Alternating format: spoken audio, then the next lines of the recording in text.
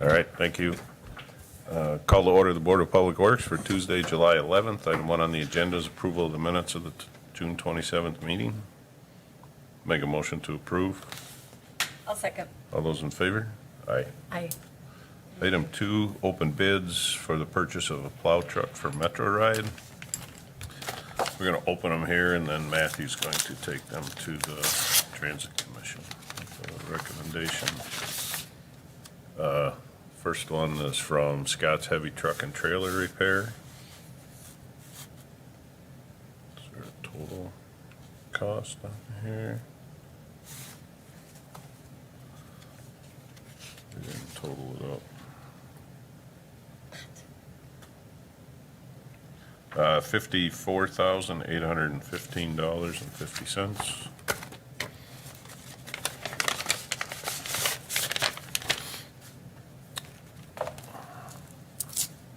This is from Coons Country Ford.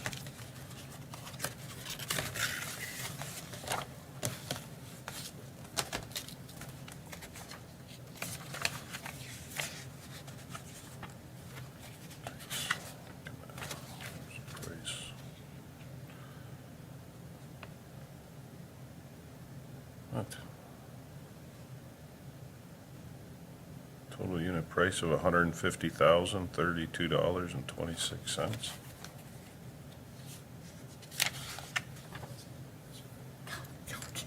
What size truck are they giving you? All right, I'll let you hash that out, Matthew. How much did we have budgeted? Okay. There you go. Yeah, you bet. And we received no responses for the van. Right, okay. Yeah, so item 3 is on opening bids for the van, but they didn't receive any, so we'll move on. So on then item 4 is a 2023 concrete pavement repair project from CPR, pay estimate number 1. Yep, this is reviewed by Matt Guptail. I'd recommend approval. Make a motion to approve. I'll second. All those in favor? Aye.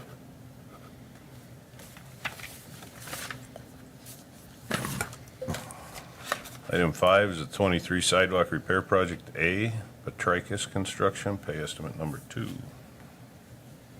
Again, this is reviewed by Matt Guptail and I recommend approval. Make a motion to approve. I'll second. All those in favor? Aye.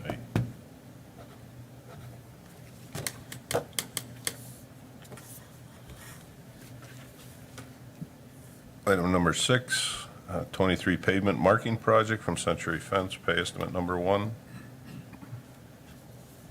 Yes, work completed to date, reviewed by Kurt Semmer. I'd recommend approval. Make a motion to approve. I'll second. All those in favor? Aye. Aye.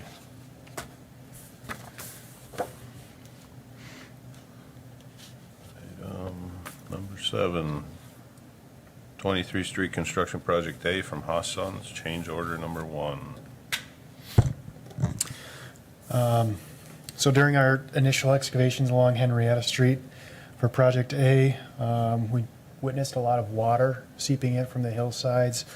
So it suggested that we added 6-inch drain tile to the back of curb on either side of the road to collect the water and keep it from getting into our aggregate base and extending the longevity of the road. So we recommend adding the 6-inch drain tile from 10th to 13th. At a price of $15.92. Upon review of other projects, this is a pretty competitive price, so we recommend approval of this change order. I'll make a Per motion. item, $15.92 per. Per lineal foot. Oh, okay. And then also,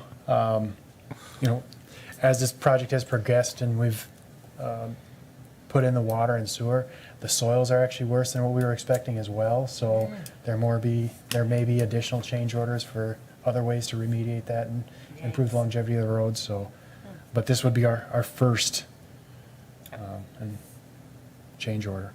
Okay. I'll make a motion to approve. I'll second. All those in favor? Aye.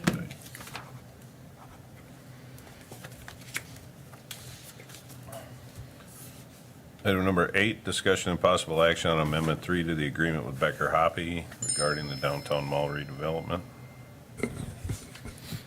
I'll try and explain this a little bit, and Matt Braun with Becker Hoppy's here.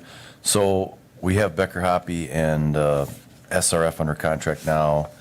Obviously, we're doing phase 1 of the project, which is putting in the utilities. That's bid out. That's going to start Monday. Phase 2 was for final plans, and we have Becker Hoppy under contract for that.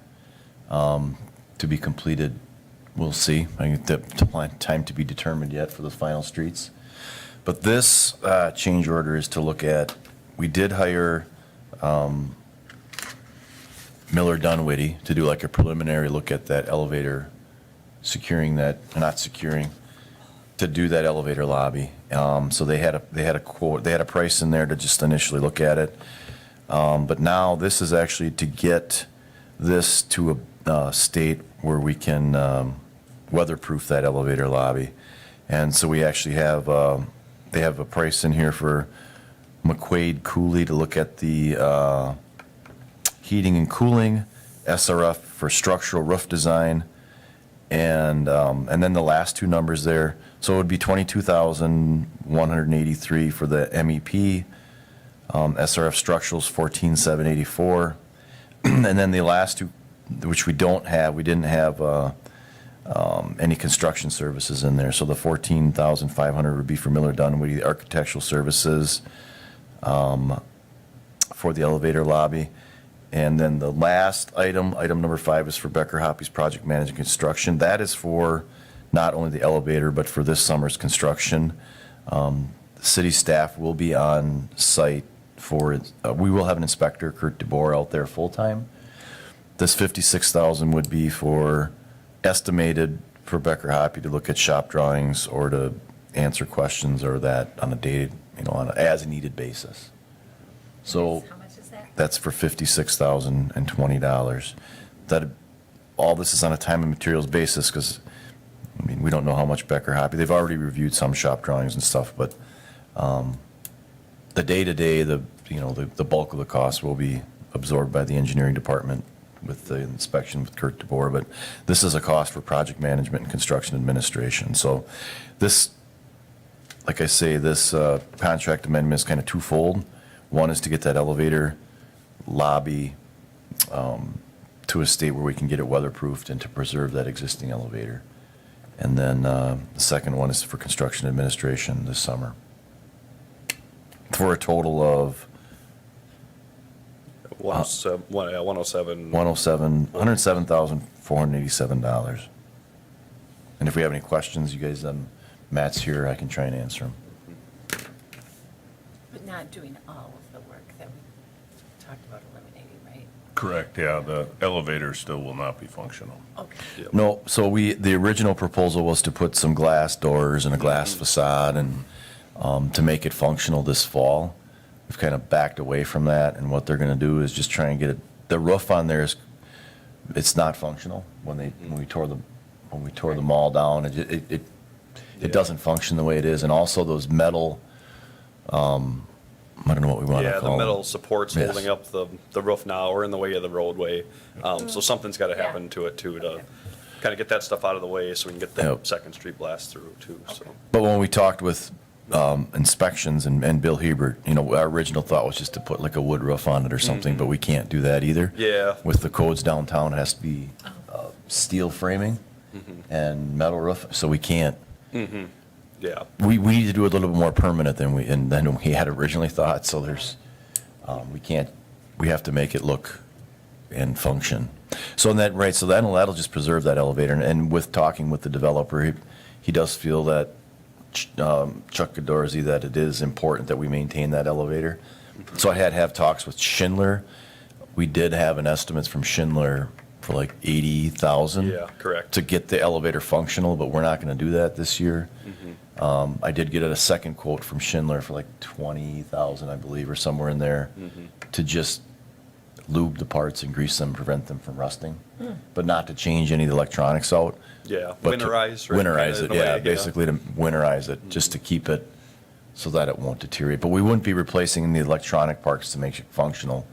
Those electronic parts or whatever would be done sometime down the road. Correct. At this point, we'd just be looking to make it weather tight and hire Schindler at some point, or if the cost comes too high, we'd have to bid it, but I think we'd be under that threshold where we just do the maintenance on the elevator to just grease it and lube it.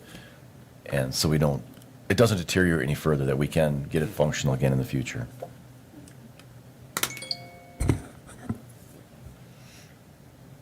We'll make a motion to approve. I'll second. All those in favor? Aye. Aye. Item 9 is a Portland Cement Concrete license from Kell Contracting. Just approve it contingent on Ann's review. Okay, I'll make a motion to approve contingent on legal review. I'll second. All those in favor? Aye.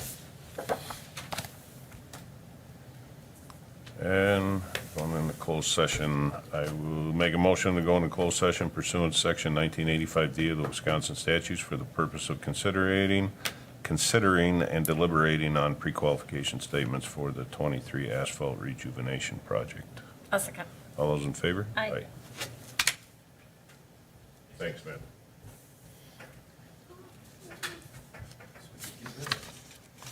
Here's an update.